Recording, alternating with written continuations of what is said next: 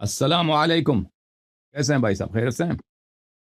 وعلیکم السلام ورحمۃ اللہ وبرکاتہ۔ الحمد ٹھیک ہیں للہ، آپ آپ سنائیں انشاءاللہ؟ کیسے ہیں؟ اللہ تعالیٰ آپ کو الحمد للہ، آپ عزت سنائیں سلامتی دے۔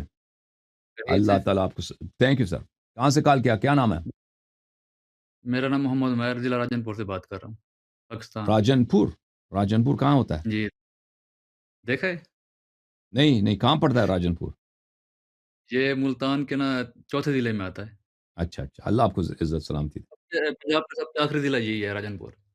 راجن پور، اللہ آپ کو سلامتی دے جی سر۔ جی سر، اچھا سر، میرا سب سے پہلا سوال یہ تھا کہ آپ نا شیخین کو مطلب آپ کہتے ہیں کہ یہ نعوذ باللہ کافر تھے، جو ان کا ایمان نہیں تھا، ہم، آپ اس طرح کہتے ہیں۔ تو ہم، آپ کے چلو آپ تو ایک نا دلائل کے لحاظ سے آپ بات کرتے ہیں، ایک آپ کی ہم، حد تک بات چلو سمجھی جائے کہ دلائل کے لحاظ سے آپ دلائل دے رہے ہیں، لیکن اس کے بعد جو ہمارے اشکالات پیدا ہوتے ہیں نا، ہمارے ذہنوں میں جو ہم، شکلات پیدا ہوتے ہیں ہم، وہ مختلف ہوتے ہیں۔ مثال کے طور پر میں آپ کو سمجھاتا ہوں، اگر آپ کہتے ہیں کہ شیخان کا اسلام نہیں تھا نعوذ باللہ، تو اگر ہم دیکھا جائے تو حضرت علی رضی اللہ تعالیٰ عنہ ان کے ساتھ رہے، سب خلفاء کے ساتھ رہے، آخر میں ان کی خلافت ہے نا مسلمانوں کے نزدیک۔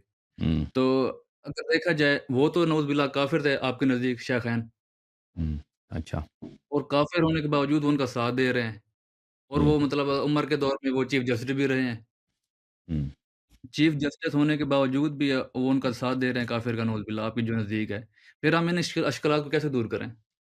تو میرے بھائی یہ کہ امیر المؤمنین علیہ الصلاۃ والسلام ابو بکر عمر کے چیف جسٹس رہے ہیں یا عمر کے رہے ہیں یا عثمان کے رہے ہیں، یہ ایک جھوٹ ہے۔ امیر المومنین علیہ السلام نے ابو بکر عمر سے کوئی عہدہ قبول نہیں کیا، یہ کسی آپ کے کتاب میں بھی نہیں ہے، آپ کے کتاب میں بھی نہیں ہے، یہ جھوٹ جو آپ کے علماء نے مشہور کر دیا پاکستان میں، یہ جھوٹ چلو مشہور کر دیا کہ وہ چیف چیف جسٹس رہے نا، اگر ان کے موجودہ حکومت میں تو رہے نا، ان کے ساتھ تو وہ رہے نا۔ عرض یہی ہے کہ چیف جسٹس پر جھوٹ ہے بھائی کہ وہ چیف جسٹس رہے، اس کے علاوہ ان کی حکومت ابو بکر عمر کی حکومت میں ان کا کوئی عہدہ نہیں تھا۔ اگر کوئی کہتا ہے کوئی عہدہ ہے تو آپ اپنے کتاب کے تاریخ کی کتاب سے ہمیں دکھائیں، چلیں ہم آپ کی کتابوں کو حجت نہیں مانتے، لیکن پھر بھی اپنی کتابوں سے آپ کچھ دکھائیں نا، یہ جھوٹ مشہور صحیح، کر دینا دیکھیں، کیونکہ اہل بیت علیہم الصلاۃ والسلام حق کے معیار ہیں۔ آپ جی، کو علماء کو یہ پتہ چل گیا ہے کہ بھائی ابو بکر عمر کی ہم نے عزت اگر بنانی ہے، ان کا اسلام ثابت کرنا ہے، ان کی خلافت ثابت کرنی ہے، تو آ، رسول اللہ صلی اللہ علیہ وسلم یا اہل بیت علیہ السلام کے تھرو ثابت کریں گے۔ پیغمبر سے ان کی خلافت کی تو کوئی حدیث نہیں ہے، تو اہل بیت علیہ السلام سے نکالنے کی کوشش کرتے ہیں اس طرح جھوٹ پھیلانے سے۔ تو آپ جن لوگوں نے آپ کو سنایا نا کہ وہ چیف جسٹس تھے یا انہوں نے کوئی عہدہ قبول کیا تھا، کوئی گورنر تھے یا کوئی فوج کے سالار تھے، یا مثلا ٹیکس پہ ٹیکس کلیکشن پہ یا زکوٰۃ کلیکشن پہ ان کی ڈیوٹی تھی، وہ ہمیں دکھائیں، اپنی کتابوں سے دکھائیں، کوئی ڈیوٹی نہیں تھی ان کی، کچھ بھی نہیں تھا۔ تو ایک بہت بڑا جھوٹ مشہور کیا تھا۔ اب جہاں تک کہ وہ ساتھ رہیں کیا مطلب، کیا ان کے ساتھ رہیں، وہ ہمیں دکھائیں کہ آپ ساتھ رہنے سے کیا مراد دیتے ہیں۔ اگر مراد یہ ہے کہ بھئی وہ ان کی حکومت میں رہتے تھے، جی ہاں بالکل ان کی حکومت میں رہتے تھے۔ ساتھ لینے سے مراد یہ ہے کہ اگر حضرت علی رضی اللہ عنہ ان کو ساتھ رہے ہیں، ان کے خلاف کوئی ایکشن کیوں نہیں لیا؟ یہ مطلب الگ ابو بات بکر رضی دیکھیں، اللہ ہاں تو ان عنہ، کی عثمان حکومت آ میں گئے، رہیں ان کے تو یہ خلاف کوئی بہت ایکشن نہیں ان کا۔ یہ دو بہت باتیں ہیں نا، ایک دفعہ ساتھ رہنا کہ بھائی میں آپ کا ساتھ ہوں، میں آپ کو سپورٹ کر رہا ہوں، یہ الگ بات ہے۔ پھر وہ تو آپ ثابت نہیں کر سکتے کہ انہوں نے تائید کی ہو، انہوں نے سپورٹ کی ہو، انہوں نے ان کے حق میں کوئی خطبے وغیرہ دیے ہوں، کچھ بھی نہیں ہے، ٹھیک ہے نا، وہ تو کچھ بھی لیکن نہیں ہے۔ ہماری کتب آپ اپنے کتب سے، میں نے ان عرض کے کیا کہ آپ کے علماء لے کے آئے نا، اپنے کتاب سے لے کے آؤ، چلیں کہ چیف جسٹس تھے یا فوج کے سالار تھے یا گورنر تھے یا ان کی جانب سے فوج لے کے گئے کہیں پہ حملہ کیا ہے، وہ تو کچھ بھی نہیں ہے نا۔ نہیں تو لیکن ساتھ رہنے کا ابو صرف بکر یہ مطلب ہوا، آپ نا، بات کرنے دینا پلیز، بات جی کرنے جی دیں۔ کریں گے، ساتھ رہنے کا جی مطلب یہ ہوا کہ ان کی حکومت میں رہتے تھے۔ اب ہندوستان میں کتنے مسلمان رہتے ہیں بھائی؟ پاکستان سے زیادہ تو ہندوستان میں مسلمان ہیں، کتنے کروڑ ہیں وہاں پہ؟ جی بالکل ہوں گے کوئی 200 20 کروڑ کروڑ مسلمان ہوں گے، 180 200، معاف کیجیے گا 18 20 کروڑ مسلمان ہوں گے ہندوستان میں، تو وہ کس کی حکومت میں رہتے ہیں بھائی؟ کس کی حکومت میں رہتے ہیں؟ انڈیا۔ انڈیا ہندوستان کون ہے اس کا لیڈر؟ مودی جی، وہ اس کے ماتھے پہ کیا لگتا ہے، وہ لال ٹکا لگاتا ہے نا، اس سے نہیں پہلے آپ تو کون یہ تھا؟ مثال کون کمپیریزن آپ سن کر رہے لیں، ہیں، نہیں نہیں آپ سن لیں بھائی، میں استدلال سن لیں، اس سے پہلے کون تھا؟ ان سے پہلے تھا وہ سکھ تھا نا، وہ بھوت جیسا اس کا شکل تھا کیا نام تھا اس کا، ہندوستان کا جو وزیر اعظم تھا، اس سے پہلے وہ واجپائی وغیرہ، اور یہ جی جی واجپائی یہ مودی یہ لوگ جو ہے نا، یہ مسلمانوں کے اچھی نظر سے نہیں دیکھتے، ان کے یہ مسلمان کے کافی جو ہے وہ بری نظر سے دیکھتے ہیں، وہ غدار سمجھتے ہیں مسلمانوں کو، تو بہرحال جی اب جو ہندوستانی وہاں پہ رہتے ہیں، اس کا مطلب یہ ہے کہ وہ مودی جی صاحب کو بہت ہی نیک آدمی، اعلیٰ آدمی، خلیفہ رسول سمجھتے ہیں؟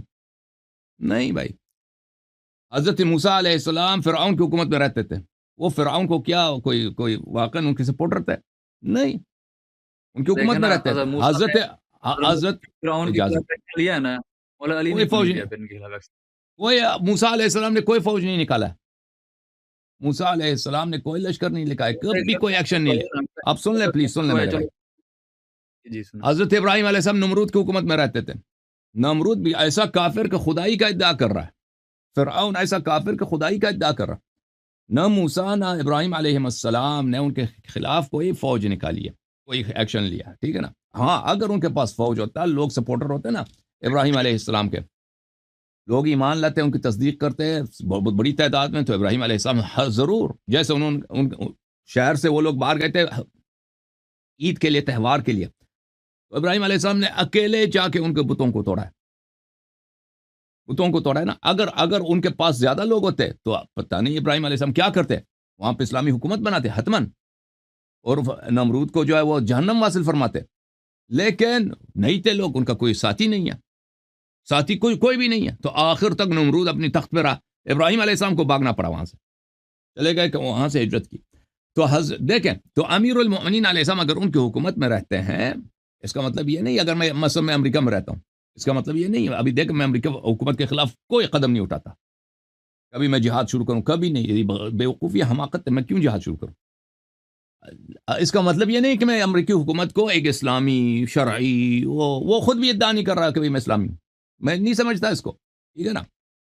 اسی طرح جو ہندوستان وہاں رہتے ہیں، جو مسلمان ہندوستان میں رہتے ہیں، جو مسلمان یورپ میں رہتے ہیں، تو یہ عرض ہے آپ کی خدمت میں۔ پھر آپ اپنی کتابوں کو بھول گئے ہیں بھائی، اپنی کتابوں کو بھول گئے ہیں، یہ کتاب صحیح مسلم ہے، یہ حدیث آپ دیکھ لیں، پھر آپ کے سارا جو ہے نا، آپ کے مولویوں کے ساری باتوں کا جواب آپ کو مل جائے گا۔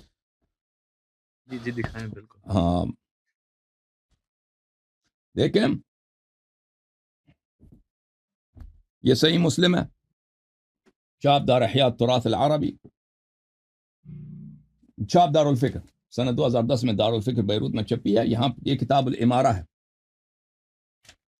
کتاب الامارہ، دیکھیں یہ کتاب الامارہ یعنی بادشاہت، سیاست کے احکام، یہاں پہ ملاحظہ فرمائیں، یہاں پہ ایک باب ہے، باب الامر بالصبر عند ظلم الولاة واستئثارهم، رسول اللہ صلی اللہ علیہ وسلم نے فرمایا اگر آپ کے حاکم، آپ کے وقت کے امام، آپ کے خلفاء پہ ظلم کریں تو آپ کیا کریں؟ صبر کریں، وہ جب ظلم کریں، واستئثارهم، جب وہ آپ کے حقوق چھین لیں، آپ کے حق کو وہ نہیں دیتے بھائی، آپ پہ ظلم کرتے ہیں، آپ کے حق کو وہ چھین لیتے ہیں، آپ صبر کریں۔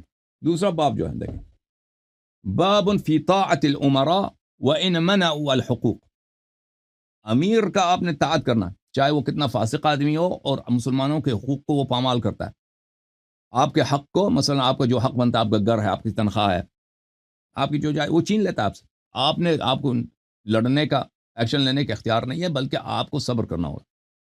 اچھا، پھر اس سے اگلا، باب الامر بلزوم الجماعة عند ظهور الفتن وتحذير الدعاة الى الكفر ووجوب ملازمة المسلمين في كل حال وتحريم الخروج على الطاعة ومفارقة الجماعة، اس باب میں یہ ہے کہ آپ مسلمانوں کی جماعت کے ساتھ رہیں ہر حالت میں، اور یہ حرام ہے کہ آپ خروج کریں حاکم وقت پر، چاہے وہ کتنا فاسق ہی کیوں نہ۔ پھر اس میں جب آپ احادیث میں آ جاتے ہیں، تو احادیث میں تو یہاں تک ہے کہ اگر حاکم وقت شیطان بھی ہے، آپ اس کی اطاعت کریں، شیطان بھی حاکم وقت بن جائے تو اس کی اطاعت کریں۔ تو لذا میرے بھائی، جب آپ کا اپنا عقیدہ ہی یہی ہے کہ حاکم وقت اچھا چاہے شیطان ہے، رسول اللہ اس صلی کے اللہ علیہ برعکس وسلم نے فرمایا کہ جتنا ظالم ہے آپ صبر کر رہے ہیں، وہ جو آپ کا حق لے لیتا ہے، آپ صبر کریں، آپ کو تلوار نکالنے کا حق نہیں ہے، تو پھر آپ تو نہیں کہہ سکتے کہ امیر المومنین علیہ السلام نے کیوں تلوار نہیں نکالا ہے، ٹھیک ہے نا؟ ایک چیز جب حرام ہے، ابھی دیکھو، ابھی آپ مسلمان ہیں، میں بھی مسلمان ہوں، ابھی قرآن پڑھنا ثواب ہے، ٹھیک ہے نا؟ اگر آپ قرآن پڑھ رہے ہیں تو میں آپ کو اعتراض کر سکتا ہوں کہ تم کیوں قرآن پڑھ رہے ہو؟ بالکل کوئی اعتراض کرے تو اس کا مطلب ہے کوئی مسلمان نہیں ہے، وہ تو ایتھیسٹ ہوگا نا، بے دین ہوگا۔ آپ کے نزدیک مولا علی نے پھر صبر کیا ہے۔ ابھی ایک شخص شراب نہیں پی رہا، او بھائی، وہ جو آپ پہ اعتراض کرے کہ آپ شراب کیوں نہیں پی رہے، وہ مسلمان ہوگا یا دنیا کا سب سے بڑا فاسق ہوگا؟ نہیں مسلمان تو ہوگا لیکن فاسق ہوگا نا، دائرہ اسلام سے خارج تو نہیں ہوگا نا۔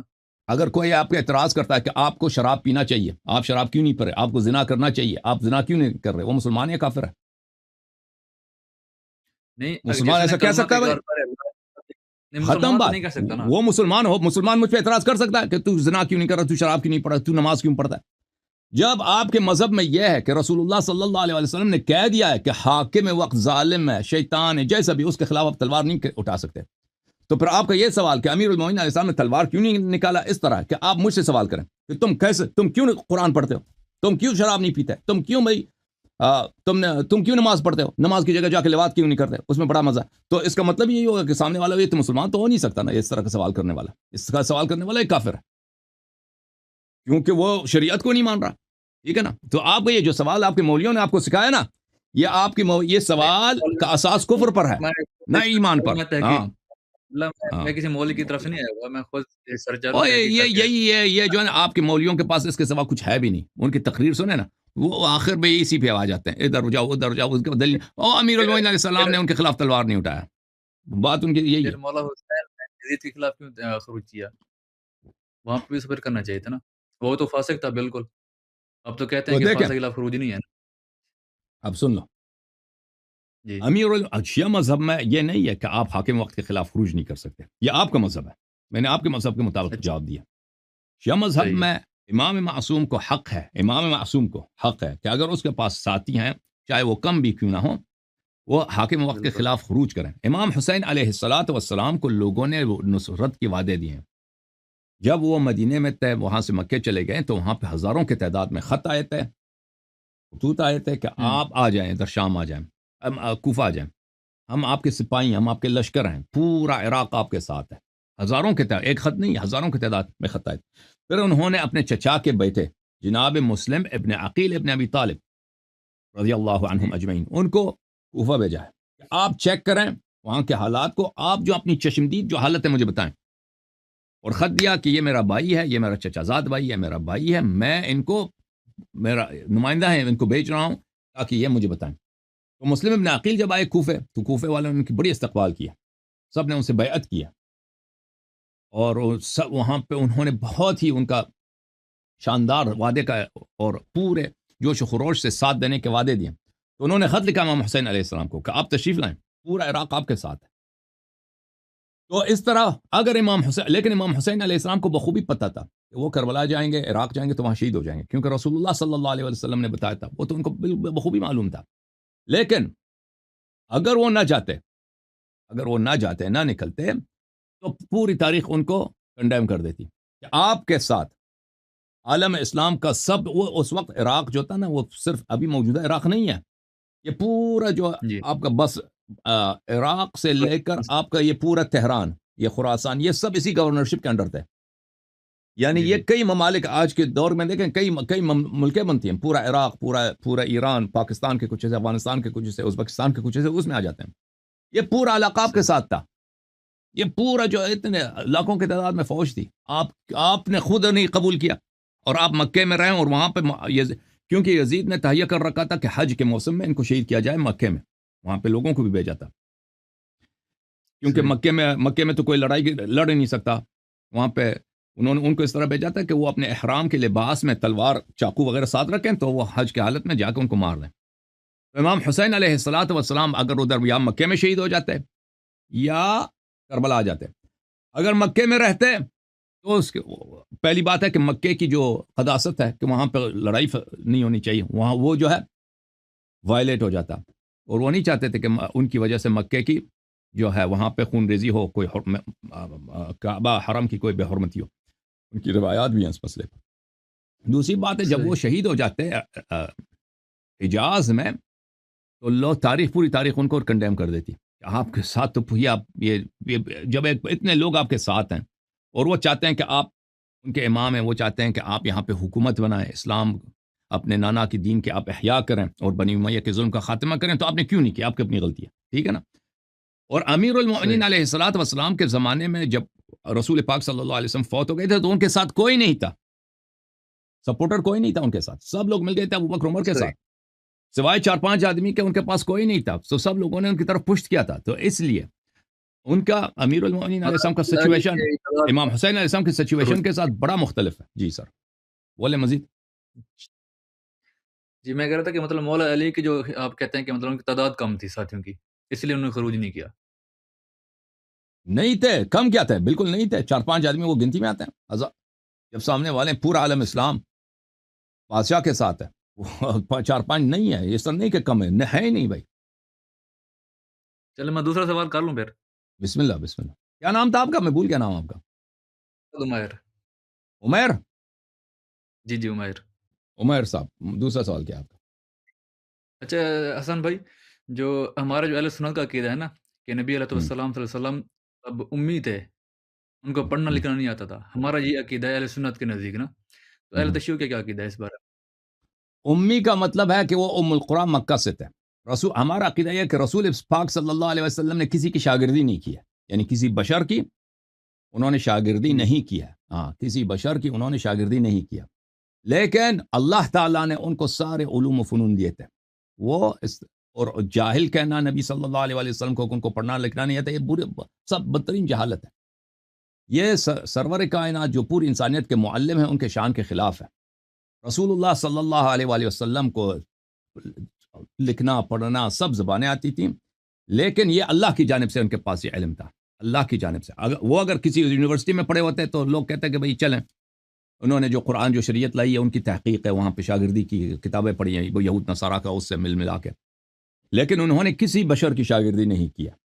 وہ سب عرب نے دیکھا تھا کہ وہ بچپن سے ان کے درمیان رہ رہے تھے، اور انہوں نے کبھی کوئی وہاں پہ اسکول وغیرہ تھا بھی نہیں مکے میں، وہاں پہ کسی کی شاگردی نہیں کیا، لیکن اللہ کی جانب سے ان کو پورا علم تھا. بخاری وغیرہ میں بھی روایات ہیں کہ رسول اللہ صلی اللہ علیہ وسلم پڑھنا جانتے تھے، لکھنا بھی جانتے تھے، لیکن اس کے باوجود وہ امی کہتے ہیں ان کو، امی یعنی وہ پڑھنا لکھنا نہیں جانتے تھے. تو جی جی. ہمارا عقیدہ نہیں ہے، رسول اللہ صلی اللہ علیہ وآلہ وسلم پڑھنا لکھنا جانتے تھے. جی سر. اچھا تیسرا سوال میں کر لوں پھر آخری. جی سر جی سر بولیں. اچھا حسن بھائی، تیسرا سوال میرا یہ ہے کہ آپ کی جو کتب ہیں وہ تو ہمارے اہل سنت والے بالکل نہیں مانتے. وہ کہتے ہیں راویوں کا مسئلہ ہے یا کچھ بھی کہہ لیں. جو ہماری کتب ہیں وہ آپ لوگ نہیں مانتے. آپ جی لوگ سر. کہتے ہیں کہ اس کے راوی پہ جرا ہے فلانا فلانا فلانا، جو اس کا مطلب دونوں طرف سے نا ریئیکشن ہوتا ہے ہم، کہ کتب کو بالکل کوئی نہیں مانتا. ہم، اب باقی بچتا قرآن. قرآن میں بھی اگر دیکھا جائے نا، وہاں پہ جو اس کی جو یوں سمجھ ترجمہ کی طرف جائیں یا ٹرانسلیٹ کی طرف جائیں تو وہاں پہ بھی اہل تشیع کا ترجمہ الگ ہوتا ہے، اہل سنت کا مختلف ہوتا ہے. تو اس میں یہ بھی اختلاف ہے. دوسری طرف اگر دیکھا جائے کہ امام مہدی علیہ السلام جو ہے نا، وہ ایک کامن جی ہاں. پرسنالٹی ہیں دونوں کے نزدیک، اہل ہم، سنت اور اہل تشیع کے نزدیک. جب وہ جی واپس ہاں. دنیا میں تشریف لائیں گے تو وہ کن کی کتابوں پہ عمل کریں گے، اہل تشیع کی یا اہل سنت کی؟ تو میرے بھائی پہلی بات ہے کہ قرآن کو دونوں فریقین مانتے ہیں، مشترکات بہت ہیں. نبی کو مانتے ہیں، پیغمبر کو مانتے ہیں، قبلہ کو مانتے ہیں، نماز کو مانتے ہیں، اور ہمارے درمیان جو مشترک احادیث ہیں، اس طرح نہیں ہے کہ ہم بالکل آپ کے کوئی کسی حدیث کو نہیں مانتے، آپ ہماری کسی حدیث کو نہیں مانتے. ہمارے درمیان بہت سارے احادیث ہیں جو مشترک ہیں، جو دونوں مانتے، دونوں یہ تو سب پہ حجت ہے، فریقین پہ حجت ہے. ہاں البتہ جو وہ حدیث جو صرف شیعوں نے نقل کیا آپ نہیں مانیں گے، اور جو حدیث آپ لوگوں نے منفرداً نقل کیا وہ ہمارے اہل بیت علیہ السلام نے اس کی تصدیق نہیں کیا، ہم اس کو نہیں مانتے. تو یہ ہے پہلی بات. یہ ہے. دوسری بات، جب امام مہدی علیہ السلام آئیں گے تو دیکھیں جو اسلام ہمیں پہنچی ہے، اب اس بات کو بہت اچھی طرح سے یاد رکھنی چاہیے، جو ہمارے پاس ہے یعنی رسول پاک صلی اللہ علیہ وسلم جو علم اللہ کی جانب سے لے کے آئے تھے، ان کے جو خطبے تھے جی صلی اللہ علیہ وسلم، ان کی جو وہ دیکھیں مکے میں وہ 13 سال تھے. اب آپ اپنے کتب میں جا کے دیکھیں کہ ان کی مکی احادیث کتنے ہیں، نہایت ہی کم، بہت ہی کم. صحیح. بلکہ مکے میں ان کے بالکل حالات زندگی کیا ہے یہ آپ کو سیرہ کے کتب میں بہت کم ملیں گے. بالکل ٹھیک ہے بہت نا. کم ہے. ہاں بہت کم ہے. ان کے اب یہ ان کے اقوال، ان کے افعال جو ہیں مکے میں وہ کیا کرتے تھے، اٹھک بیٹھک، یہ ان کا تو ہر عمل اسوہ ہے حسن ہے، ہر عمل اسوہ حسن ہے. بالکل. ان کے ہر فعل میں اتنی حکمت کے ابواب ہیں کہ ہم اس کو سمجھ بھی نہیں سکتے. پھر وہ مدینہ ہے تو مدینہ کے کچھ احادیث زیادہ ہیں، لیکن اس طرح نہیں کہ ان کے سارے جتنی باتیں ہیں وہ ریکارڈڈ ہوں. ان کے بہت باتیں جو ہے نا، بہت کم باتیں ریکارڈڈ ہیں. وہ روزانہ کتنے افعال بجا لاتے تھے، کیا کیا کرتے تھے. مثلا ان کا جو وضو ہے ان کے جو اذان ہے، ان کے اذان پہ کوئی صحیح حدیث نہیں ہے جماعت مخالفین کے پاس. ان کی جو وضو ہے، ان کے وضو کے متعلق کوئی اتنے صحیح احادیث. ان کے نماز جو ہے وہ ہاتھ باندھ کے پڑھتے تھے، نعت کھول کے پڑھتے تھے. اب سب جو ہے ہمارے بھائی ہاتھ باندھ کے پڑھتے ہیں. ایک حدیث بھی نہیں ہے کہ وہ ہاتھ باندھ کے پڑھتے تھے. ٹھیک ہے نا. جو حدیث ہیں وہ جی اس میں یہ ملتا ہے کہ پیغمبر صلی اللہ علیہ وسلم اس میں ہاتھ باندھنے کا کوئی ذکر نہیں ہے. تو بہرحال ان صحیح. کے خطبے، ان کے وہ دعائیں کرتے تھے اللہ کے نزدیک، اللہ سے مناجات کرتے تھے. اور ان کے افعال اقوال جو ہمیں پہنچا نا، وہ 1000 میں سے ایک پہنچا ہے. آپ کی خدمت میں عرض کروں، ایک آدمی 23 سال نبوت میں کیا وہ دن رات کیا کرتا ہے، کیا بولتا ہے. یہ اگر اس کو ریکارڈ کریں نا تو یہ ایک دنیا کی سب سے بڑی لائبریری بنتی ہے. لیکن جو ہمیں پہنچی ہے، بالکل. ہاں، جو آپ سے اپنی صحیح احادیث کا اگر آپ جو ہمارے مسلمان بھائی ہیں ان کی گنتی کریں، یہ 3-4 ہزار سے زیادہ نہیں ہے. صحیح جو حدیث ہے 3-4 ہزار سے نہیں ہے. اچھا، وہ صحیح بھی ڈیفینیشن ایسی ہے کہ ڈیفینیشن اس کی بہت لیکس ہے، ڈیفینیشن اس کی بہت اس میں لچک ہے. صحیح کا مطلب یہ نہیں کہ یقینی، صحیح کا مطلب کچھ اور لیتے ہیں. تبھی تو وہ حدیث 3-4، اگر صحیح کا مطلب یقینی لے لیں تو اس 1000 بھی نہیں پہنچتے آپ کے حدیث. بات یہ ہے. اچھا. تو عرض، ہاں بالکل، یہ جو صحیح کہتے ہیں، صحیح کا مطلب یقینی تھوڑی ہوتا ہے. صحیح کا مطلب ہے وہ لفظ صحیح جو ہے نا، اردو زبان میں، عربی زبان میں صحیح جب کہتے ہیں اس کا مطلب ہے کہ وہ واقعہ سند جو ہے ان کی صحیح ہے. صحیح ہوتی ہے. ہاں، کیا فرمایا آپ نے؟ سند ان کی ٹھیک ہوتی ہے، مطلب صحیح ہوتی ہے. باقی ہاں، سند یہ ہے کہ ان کے بہت ساری رجال ثقات ہوں اور سند میں اتصال ہو، اس کو صحیح کہتے ہیں. لیکن وہ واقعاً ایسا ہوا یا نہیں ہوا ہمیں نہیں معلوم. صحیح یہ ہے. اچھا، صحیح کی جو ڈیفینیشن ہے، تو اگر یہ ہے تو پھر امام مہدی علیہ الصلوۃ، اس میں امام مہدی علیہ الصلوۃ والسلام اگر آئیں گے انہی روایات کے روح سے، وہ کے پاس تو ایک ناقص چیز ہے. وہ دنیا کے اتنے مسائل ہیں، اتنی باتیں ہیں، ان کا کیا جواب دیں گے؟ اور مثلا اسلامی حکومت بنائیں گے. وہ اسلامی حکومت کے احکام ہے ہی نہیں روایات میں. اسلامی حکومت کے بالکل اچھا. احکام نہیں ہے. ہاں بالکل نہیں. تو امام مہدی علیہ الصلوۃ والسلام کس چیز پہ عمل کریں گے؟ تو دیکھیں بھائی، رسول اللہ صلی اللہ علیہ وسلم، شیعہ حدیث میں یہ بات بہت زیادہ ہے کہ انبیاء پہ جتنی علوم نازل ہوئی ہیں، جو علم حضرت اللہ نے آدم علیہ السلام کو دیا، جو علم نوح کو دیا، جو علم ابراہیم کو دیا، اور حضرت عیسیٰ علیہ السلام تک اللہ کی جانب سے جتنا علم آیا ہے انبیاء پر، وہ کوئی اس میں ضائع نہیں ہوا. وہ سب ہمارے نبی صلی اللہ علیہ وسلم کے پاس آئے.